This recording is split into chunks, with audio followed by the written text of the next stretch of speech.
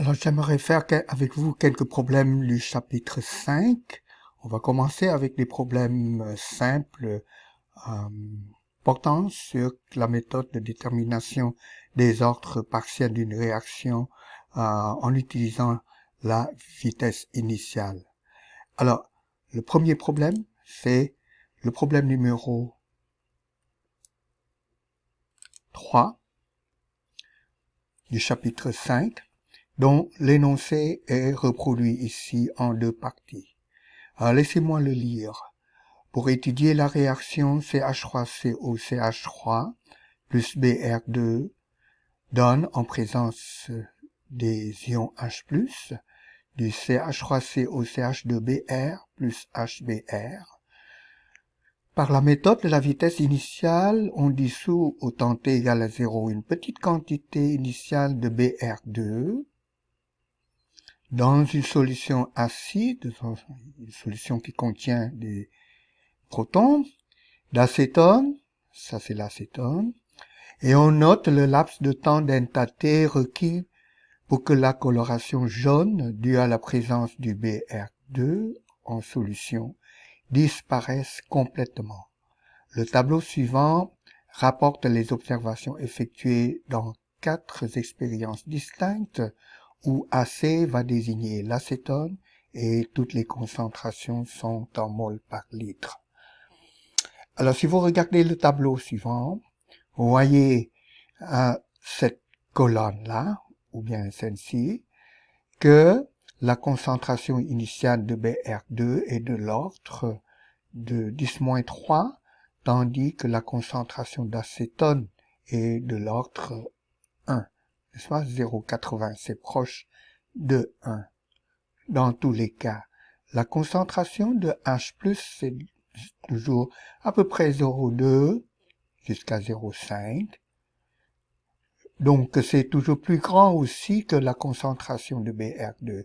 Tout ça pour vous dire que la concentration initiale de Br2 est tellement petite par rapport aux autres concentrations, en particulier à celle de l'acétone, que le degré d'avancement maximal de cette réaction-là va être limité, va être égal à cette concentration initiale de Br2.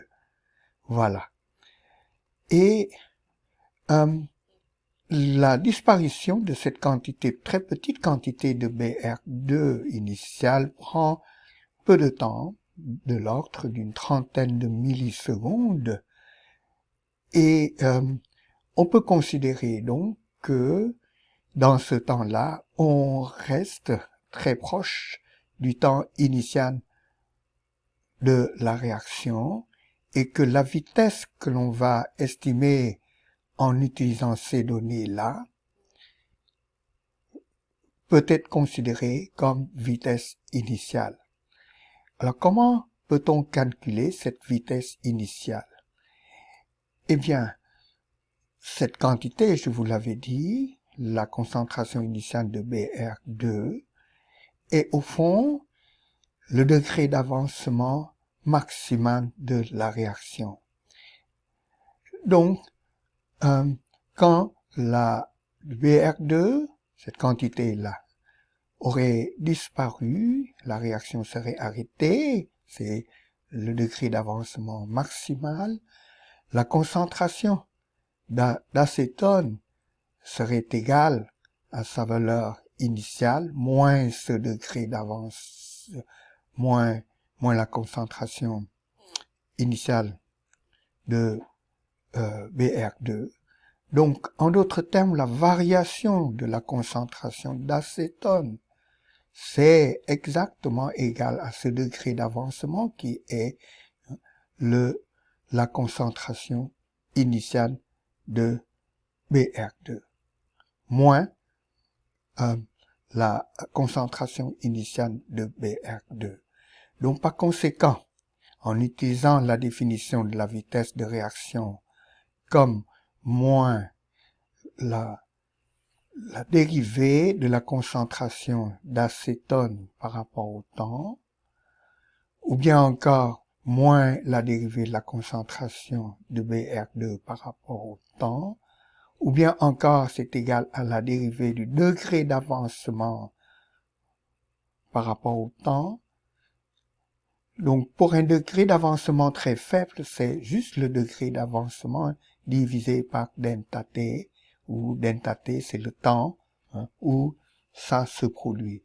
Alors, ce degré d'avancement, je vous l'avais dit, c'est la concentration initiale de BR2. Donc, moins fois moins ici, ça fait plus. Ça, concentration initiale de BR2. Moins la concentration initiale de BR2. Ce n'est rien d'autre que la variation de la concentration d'acétone au bout de ce temps delta t, n'est-ce pas? Vous partez d'une certaine quantité de BR2 très faible ici, c'est de l'ordre d'un millième de la concentration initiale d'acétone ici, donc notez bien ce bris dans cette échelle-là. Donc cette concentration très faible serait amenée complètement à zéro dans le laps de temps delta t. Donc 0 moins cette concentration-là, en d'autres termes, moins cette concentration initiale de BR2, ça représente donc le degré d'avancement jusqu'à ce temps très court delta t. Et ce degré d'avancement, c'est aussi égal à la variation de la concentration d'acétone dans ce temps-là. D'accord? Et donc la vitesse de réaction qui est égale à moins la variation de la concentration d'acétone dans ce temps delta t divisé par ce temps delta t, et qui est suffisamment court pour qu'on puisse considérer que c'est pratiquement la pente égale à la pente de la variation de la concentration d'acétone dans le temps au temps t égale à 0. En d'autres termes, c'est la vitesse de réaction au temps t égale à 0, la vitesse initiale de la réaction. Voilà donc la recette pour calculer la vitesse initiale de réaction en utilisant ces données-là de concentration initiale de BR2 et du temps delta t qui est listé à la dernière colonne pour chaque expérience 1, 2, 3 et 4 dans ce tableau. Alors, donc voilà, la question vous demande, et on l'avait déjà fait, de calculer la variation delta AC, n'est-ce pas? Delta, la variation de la concentration d'acétone au bout du temps delta t. Voilà, et c'est donné par ça, on l'avait déjà noté. Notant que cette concentration varie peu sur delta t, on peut, dans chaque cas, estimer la vitesse initiale par ceci, ce qui est fait là. Donc, on a déjà tout fait ça. Maintenant, on va devoir déterminer l'ordre de la réaction que voici par rapport à l'acétone et par rapport à BR2 et par rapport à H+, en utilisant ces données-là. N'est-ce pas?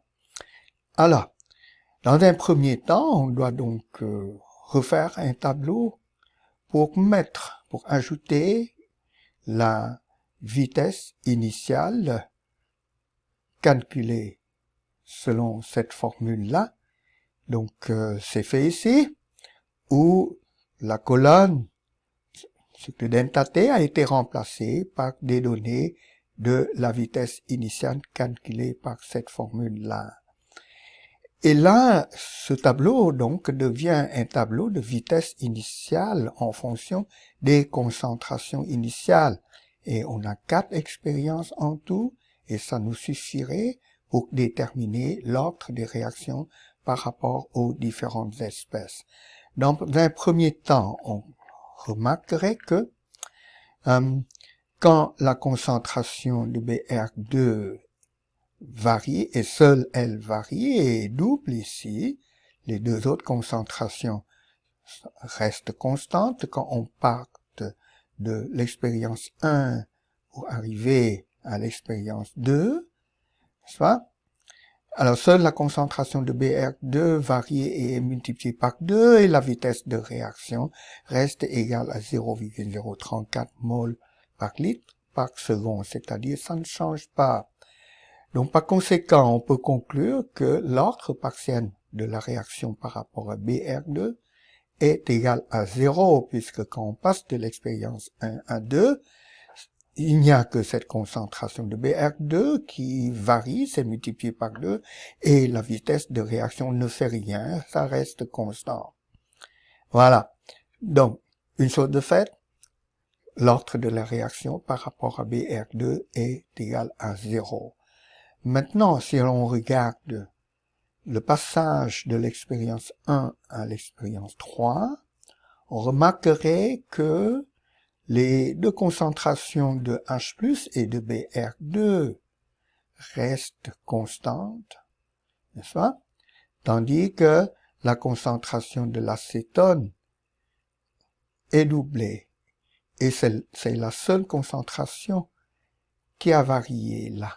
Et elle est doublée, n'est-ce pas? Et que se passe-t-il au niveau de la vitesse? Eh bien, la vitesse passe de 0,034 à 0,067, que l'on peut lire comme 0,068, si vous voulez, en tenant compte des imprécisions expérimentales. Barre d'erreur, par exemple, dans la mesure soit de la concentration d'acétone, ou bien c'est plutôt dans l'estimation de la vitesse initiale. N'est-ce pas? Donc, on peut conclure que la vitesse de réaction a doublé quand la concentration d'acétone double, les autres concentrations étant maintenues constantes. Quand on passe de l'expérience 1 à l'expérience 3. Ce qui signifie que l'ordre de la réaction par rapport à l'acétone vaut 1. Finalement, quand l'on passe de l'expérience 2 à l'expérience 4, la concentration d'acétone reste constante, voyez-vous. Celle de BR2 a diminué de moitié, donc divise ça par 2, mais vous savez bien, par la première expérience, ou plutôt par la première analyse qu'on avait fait tout à l'heure, que l'ordre de la réaction par rapport à BR2 est 0, c'est-à-dire qu'elle ne dépend pas du tout de cette concentration de BR2. Donc le fait que ça a varié comme ça n'aurait aucune conséquence sur la vitesse de réaction, donc on peut comme l'ignorer. Tandis que la concentration de H+, elle, est doublée quand l'on passe de l'expérience 2 à l'expérience 4, avec la concentration d'acétone qui reste constante, comme je l'avais dit tout à l'heure. Et que se passe-t-il au niveau de la vitesse de réaction? On passe de 0,034 à 0,071. En tenant compte encore une fois des imprécisions expérimentales, on peut lire ça comme par exemple 0,035 à 0,070 qui correspond bien à une variation, une multiplication de la vitesse de réaction par 2. Donc, quand la concentration de H+ double, et les autres concentrations, la concentration d'acétone reste constante, la concentration de BR2 varie, mais ça n'importe pas, puisque la réaction est d'ordre 0 par rapport à BR2, la vitesse de réaction se trouve doublée à peu près, ce qui nous permet d'affirmer que l'ordre de la réaction par rapport à H+ est de 1. Voilà. Donc, on a fini le travail, on a déterminé l'ordre de cette réaction en haut par rapport à l'acétone, premier réactif, à BR2, second réactif, entre 0 pour lui, entre 1 par rapport à l'acétone, et de plus, la vitesse de réaction dépend de la concentration des ions H+, et l'ordre de la réaction par rapport à H+, est de 1 aussi. Alors, laissez-moi prendre un crayon et écrire le résultat final. Pour résumer tout ça, choisissons une belle couleur, voilà. Alors, je vais donc écrire la conclusion, la vitesse de réaction,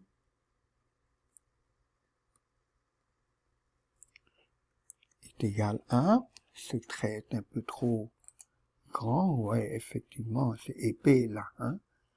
Donc, je vais reprendre ça ici.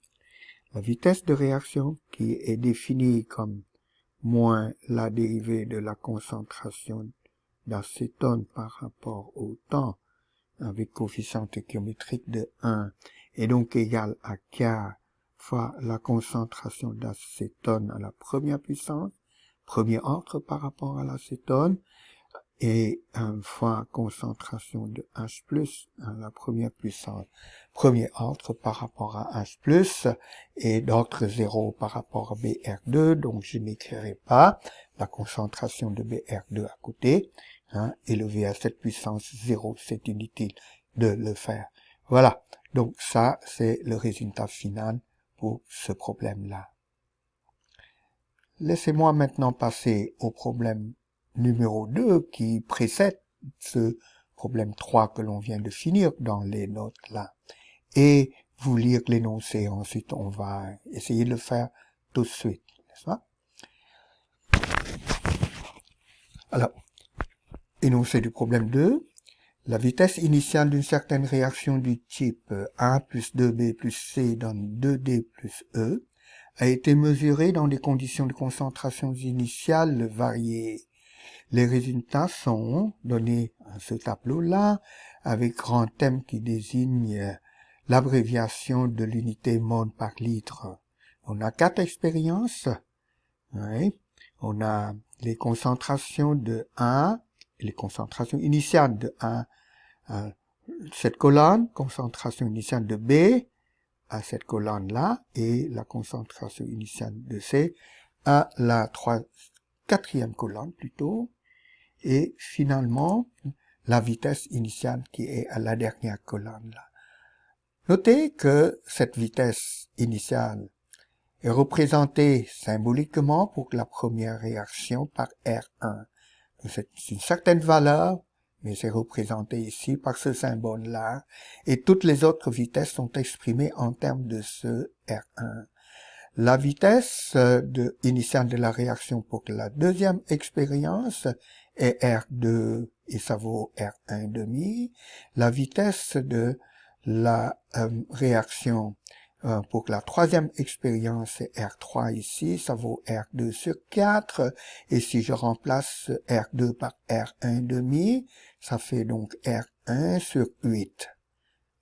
Et finalement, la vitesse initiale de la réaction dans l'expérience 4 est donnée par R4 ici, qui est égal à 16 R3 selon l'énoncé, et comme R3 est égal à R1 sur 8, tout de suite convertissons ça en 16 R1 sur 8 qui est égal à 2 R1, et ça va être utile tout à l'heure. Voilà. Maintenant, commençons ce problème. Si on regarde le passage de l'expérience 1 à l'expérience 2, passage de l'expérience 1 à l'expérience 2, laissez-moi prendre une couleur, celle-là, est correcte. Donc on passe de cette expérience 1 à l'expérience 2. Qu'est-ce qui varie au niveau des concentrations? Vous voyez, donc la concentration de B reste constante, celle de C aussi. Il n'y a que la concentration de A qui varie et c'est divisé par 2. Que fait la vitesse? Eh bien, la vitesse passe de R1 à R1 demi. Donc, elle suit cette variation-là de la concentration initiale de A. Quand cette concentration initiale de 1 est divisée par 2, la vitesse initiale est divisée par 2 aussi. Donc, tout de suite, on peut conclure que, première conclusion qu'on peut tirer à partir de là, c'est que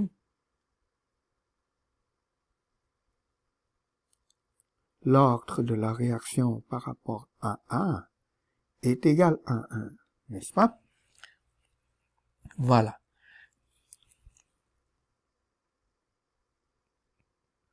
Laissez-moi changer de couleur. Maintenant, essayons de déterminer l'ordre de la réaction par rapport à B. Pour ce faire, prenons le passage de l'expérience 2 à l'expérience 3. Parce que, dans ce passage-là, la concentration de A reste constante, la concentration de C aussi reste constante, seule la concentration de B varie et c'est divisé par 2 ici. Alors, on passe de R2 à R3, mais R3 est égal à R2 sur 4, n'est-ce pas? C'est égal à R2 sur 4. Hein?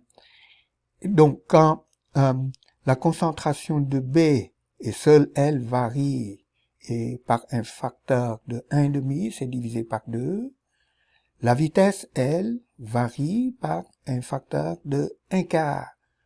1 quart, c'est le carré de 1,5. Donc, à partir de là, on peut tout de suite conclure que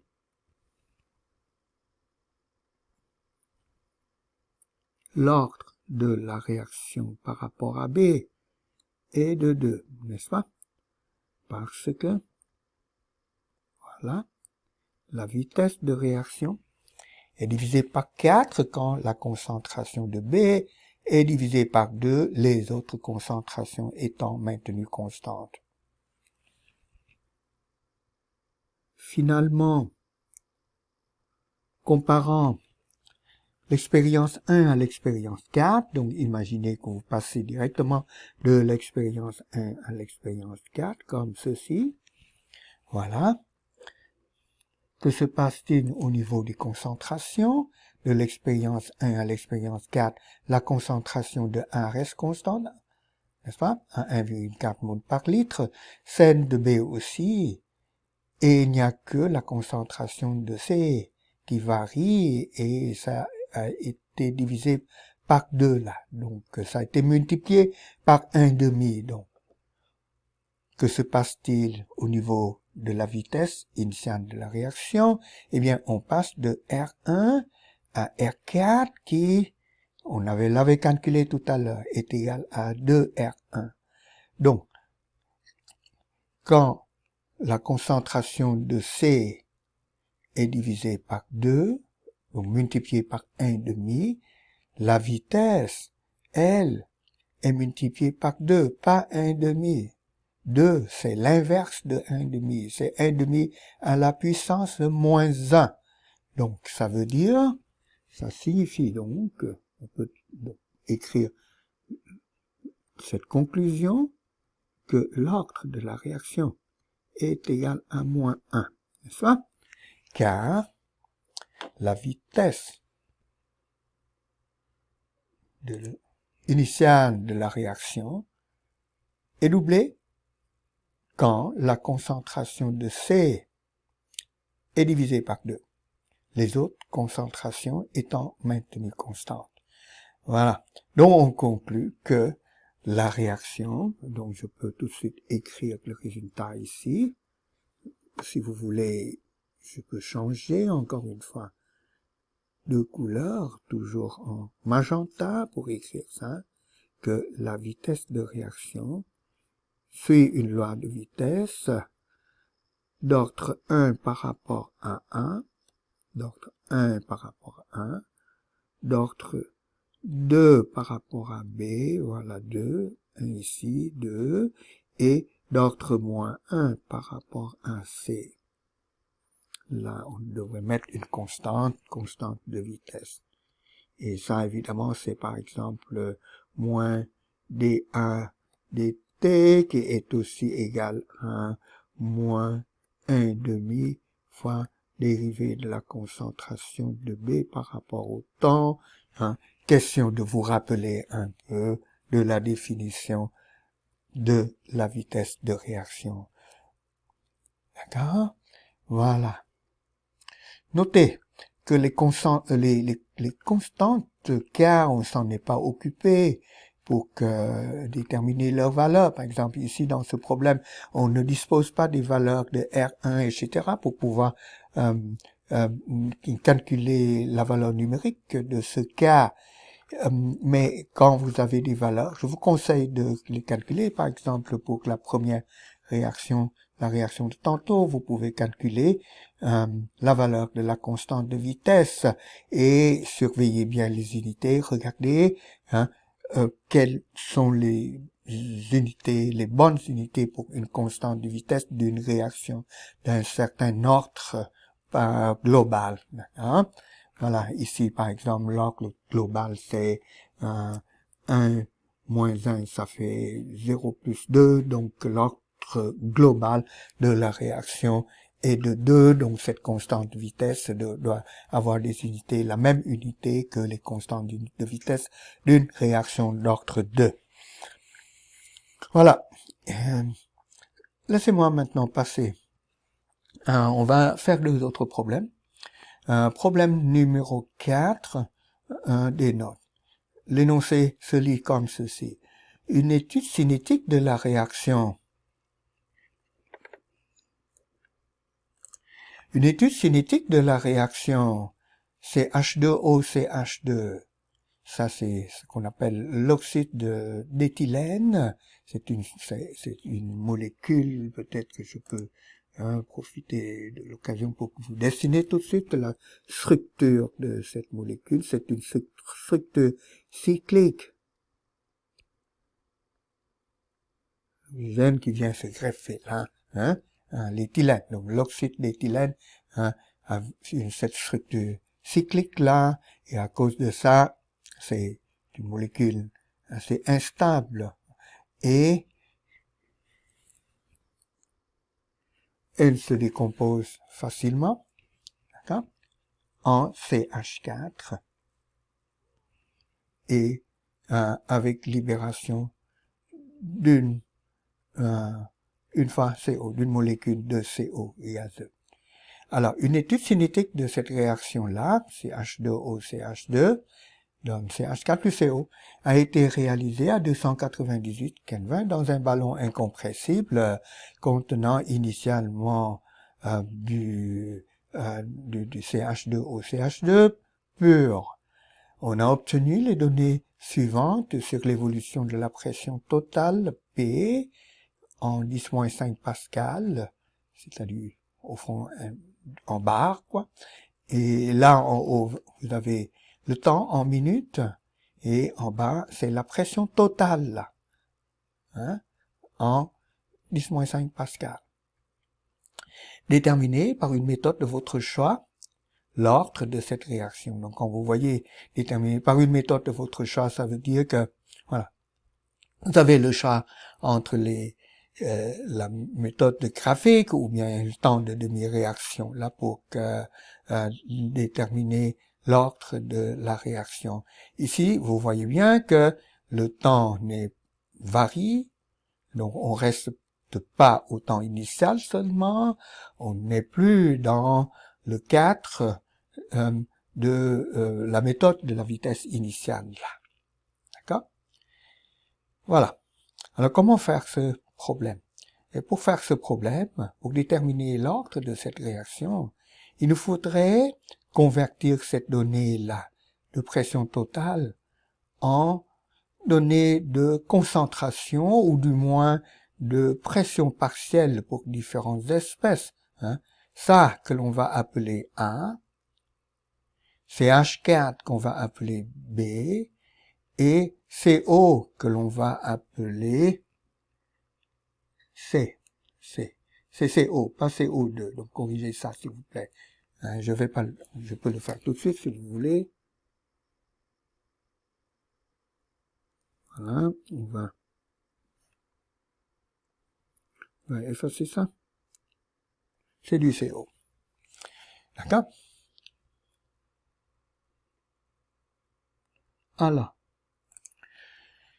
soit 1, etc. Voilà, on avait défini ça. Et P, grand P, indice A ou B ou C désigne la pression partielle de A ou B ou C respectivement, et P de T, comme indiqué en haut, là, c'est la pression totale, exprimée dans cette unité-là. D'accord? Alors, pour déterminer les concentrations ou bien pressions partielles de différentes espèces, PA, PB, PC, on doit faire une analyse que j'avais déjà montré dans le diaporama portant sur la mesure de la vitesse de réaction. Voilà. Et on doit faire ceci. Donc, imaginons qu'au temps t égale à 0, c'est pas imaginer, c'est dit dans l'énoncé là, qu'au temps t égale à 0, quand on va démarrer la réaction, on a dans le ballon incompressible que du A. Pur, c'est-à-dire de cet oxyde, la pure, en une certaine quantité qui est mesurée par le nombre de moles NO ici.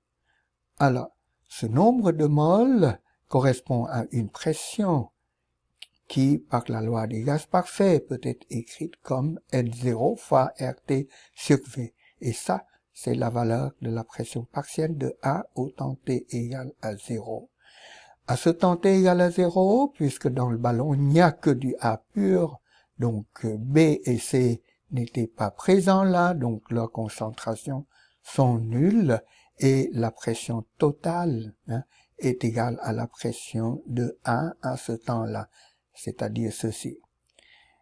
À un temps T ultérieur, supposons qu'on a formation de C mol de CH4, X mol de CH4, je m'excuse, c'est-à-dire qu'on a une pression partielle de X fois RT sur V de B, CH4. Alors par la stéchiométrie de la réaction, on doit avoir la même pression partielle de CO, donc ça vaut aussi XRT sur V, n'est-ce pas? Et la pression partielle de A, du coup, devrait varier correspondant à une diminution du nombre de moles de A par X, comme ça.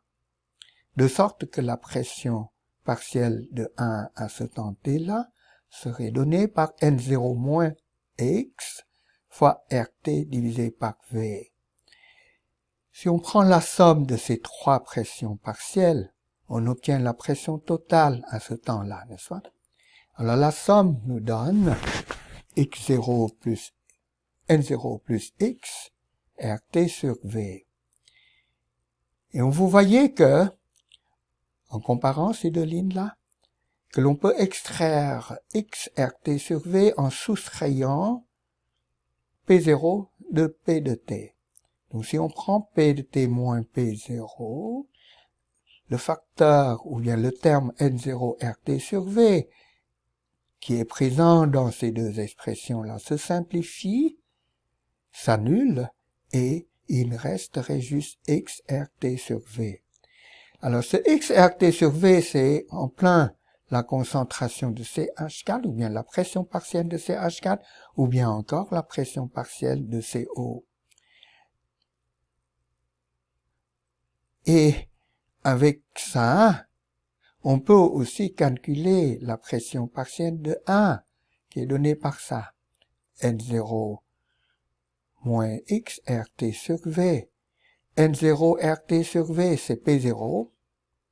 J'ai donc P0 au premier terme, moins x rt sur v, c'est P de t moins P0. Donc avec ce signe moins, ça fait moins P de t plus P0. J'ai déjà un P0 dans le premier terme, ça fait donc 2P0 moins P autant T. Alors cette formule nous permet maintenant de calculer la pression partielle de 1 à tout temps T, puisqu'on connaît la pression initiale dans le ballon, ça vaut ça, et la pression instantanée, la pression totale régnant dans le ballon à tout temps, à ces autres temps-là, est donnée par les autres chiffres ici. Alors voilà, conversion donc de ces données de pression totale en données de pression partielle de 1. C'est donné par ça. OK? Alors maintenant, on peut analyser ces données à la dernière ligne. Soit que l'on essaye de porter graphiquement pas cette concentration ou bien pression comme telle, mais le log de cette pression en fonction du temps. Si on obtient une droite, ben ça nous indiquerait que la réaction est d'ordre 1. Ou sinon, on devrait porter l'inverse de cette concentration, de cette pression en fonction du temps.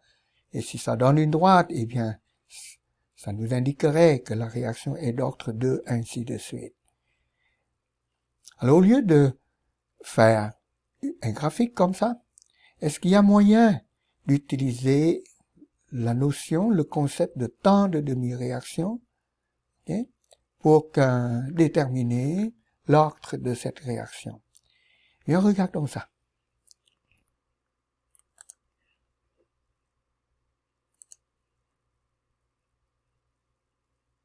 Dans un premier temps, notons que, en partant de cette concentration, on atteint la moitié de ça, qui est représentée par cette pression-là, de 1 bar à ce temps-là, quand on partait de 2 bars au temps t égale à 0. Donc ça signifie que le temps de demi-réaction ici, t1 demi, est égal à 55 minutes. Peut-on répéter cette lecture-là pour d'autres temps, pour d'autres couples pour d'autres conditions initiales? Donc prenons maintenant ça comme condition initiale. Hein? 1 bar, quand est-ce qu'il y a la moitié de ça qui apparaît dans les données? Bien sûr, la moitié de ça est là. Ça? Donc, on passe de 1 bar à 0,5 bar ici. D'accord? Ça correspond à un temps T1 demi là. Et ce temps T1 demi ici, en rouge, c'est égal à 110 moins 55. 110 moins 55, c'est aussi 55 minutes. Donc laissez-moi écrire ça à côté ici. Il nous manque d'espace. T1 demi égale à 55 minutes pour cette deuxième lecture. Donc c'est comme vous avez une deuxième expérience de lecture de T1 demi, quoi. La première expérience, on l'avait fait tout à l'heure, hein. La première lecture d'un temps d'un T1 demi, on avait donné un T1 demi indice 1 supérieur qui vaut 55 minutes. Finalement, essayons de voir s'il y a d'autres lectures de ce genre qu'on peut faire. Bien sûr, si je pars de ça, là en rose, pour atteindre ça. Encore une fois, j'ai une concentration ici qui peut être considérée comme concentration initiale pour arriver à ça là, qui est exactement la moitié de 0,50. Et donc, ça correspond encore une fois, ça là, correspond à un temps t1,5 pour une troisième lecture ou bien expérience, comme vous voulez, et que vaut ce temps, ce troisième t1,5, eh bien c'est 165 moins 110, et ça donne exactement 55 minutes encore une fois. Alors, que constate-t-on? On constate donc que on a 3 temps t1,5 qui correspondent à des lectures de t1,5 quand la réaction avance avec des concentrations initiales qui ne cessent de diminuer, et on a toujours le même temps de demi-réaction. T1,5 est constant, là.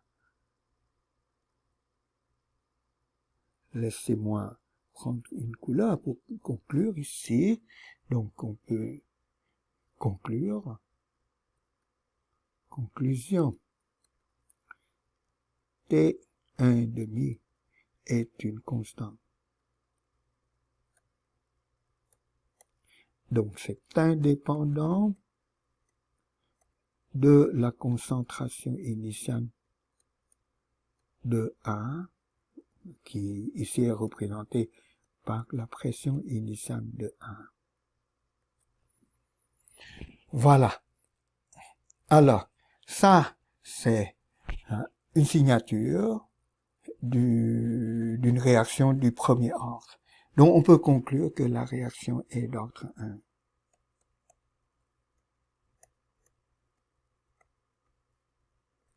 Voilà. C'est la fin de ce problème. Donc, on peut conclure que l'ordre de cette réaction ici est mu A égale à 1. Réaction d'ordre 1.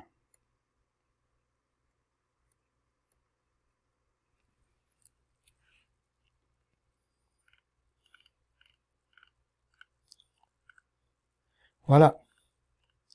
Faisons un dernier problème. Problème 6 des notes dont l'énoncé est donné ici. Lors d'une étude de la cinétique de la réaction ce n'est pas du C2H4 là, donc il y a, j'ai remarqué ça hier, il y a une erreur dans les notes.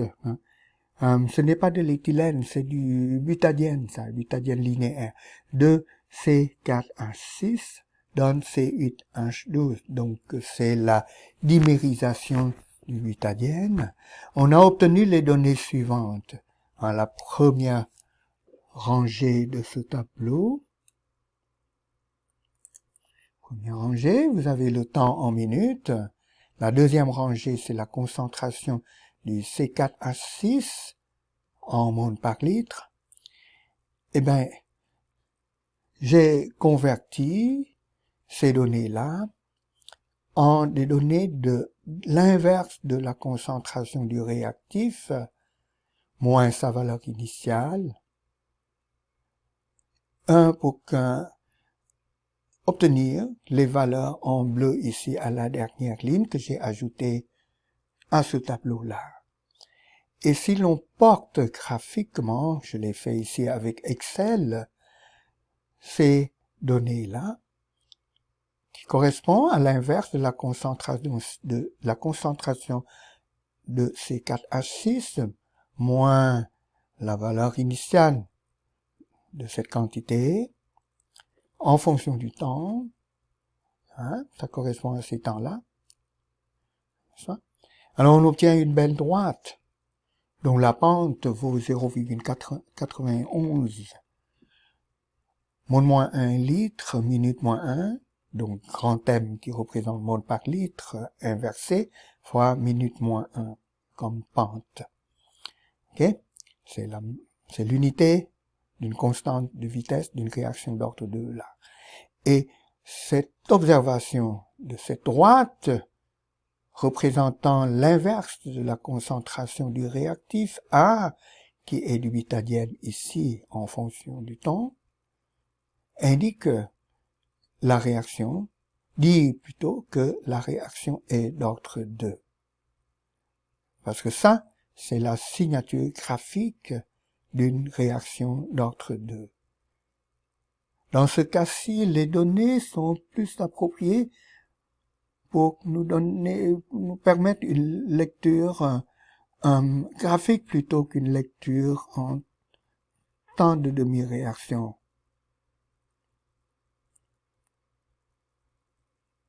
Il n'y a que ça là, jusque-là, hein, qui nous permettrait de faire une lecture de temps de demi-réaction, mais j'aurai seulement un temps de demi-réaction. Je n'aurai pas assez de données pour voir comment ce temps de demi-réaction varie avec des différentes concentrations initiales. J'aurai un seul temps de demi-réaction ici, là, qui est 68,05 et quelques, d'après ça, parce que si vous multipliez ça par 2, là, c'est effectivement cette concentration. Donc, c'est pour vous dire que les données telles quelles ne vous permettent pas d'utiliser le temps de demi-réaction pour déterminer l'ordre de la réaction. Donc, vous n'avez pratiquement pas le choix de passer par une méthode graphique. Et voilà, ça c'est le graphique de l'inverse de la concentration de butadiène en fonction du temps, qui est une signature claire, convaincante du fait que la réaction est une réaction d'ordre 2, n'est-ce pas? Alors, car la loi de vitesse d'une réaction d'ordre 2, une fois intégrée, vous vous rappelez que ça donne ça. Ça, c'est la loi de vitesse d'ordre 2 sous forme intégrale. Et vous notez aussi que la pente du graphique de cette quantité en fonction de t, qui donne une droite, la pente de cette droite, est 2k. Donc, cette pente ici, c'est 2 fois la valeur de la constante de vitesse de la réaction.